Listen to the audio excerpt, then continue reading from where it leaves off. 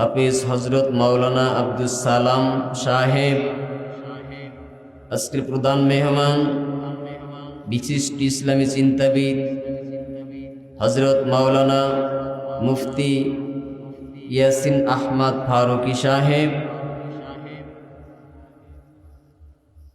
দ্বিতীয় বক্তা হিসেবে বয়ান পেশ করবেন বিশিষ্ট ওয়াইস হজরত মাওলানা কারি মাসুদুর রহমান চাঁদপুরি সাহেব। আমার পূর্বে হজরত উলামা ইকরাম বয়ান পেশ করেছেন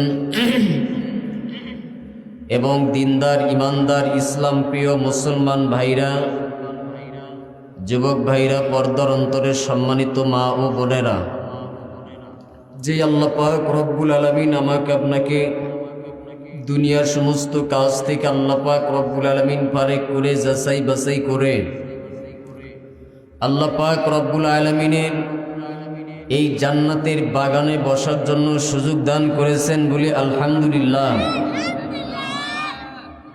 এই শীতের ভিতরে আমি আপনি বসেছি, এই সময়টা আমি আপনি দোকান পানের ভিতরে আড্ডা দিতে পারতাম, ঘরের ভিতরে আড্ডা দিতে পারতাম, কিন্তু আল্লাহ পাক রব্বুল আলামিন আমাকে আপনাকে কবুল করেছেন দেখেই আমি আপনি এখানে আসতে পেরেছি। আল্লাহ পাক রব্বুল আলামিন বলেন, আমি আল্লাহ তাআলা সবাইকে হেদায়েত দিই না, আর আমি আল্লাহ পাক রব্বুল আলামিন যাকে হেদায়েত দিই আমি হযরত ওমরের মতনই কবুল করে নিই। সুবহানাল্লাহ বলি। তো আল্লাহ পাক রব্বুল আলামিন আমাকে আপনাকে হেদায়েত দান করেছেন ইসলামের জন্য, দ্বীনের জন্য।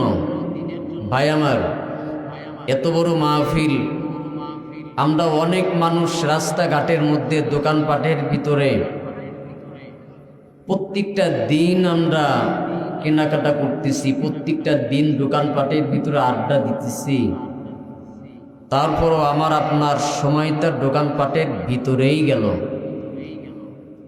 একটু বিবেক দিয়ে চিন্তা করলাম না, আমার আপনার এলাকার ভিতরে মাহফিল আজকে যদি দিনটা রাতটা না বসতে পারি কেমন দেখা যায়?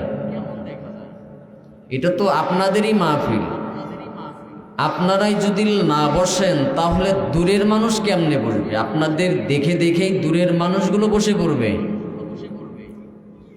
এখন এলাকার মানুষে যদি ওয়াজ মাহফিলের মধ্যে না পাওয়া যায়, না থাকে, দূরের মানুষ তো এসে এসে ঘুরে যাবে, যে ওয়াজের মাত্র খালি দেখা যায়, তাহলে এলাকার ভিতরে মনে হয় লোক নাই, আর এলাকার লোকরা মনে হয় ইসলামী জলসা পছন্দ করে না, যার কারণে এরকম অবস্থা। ভাই আমার, আল্লাহ পাক রব্বুল আলামিন আমাকে আপনাকে দুনিয়ার ভিতরে পাঠাইছে সামান্য সময়ের জন্য।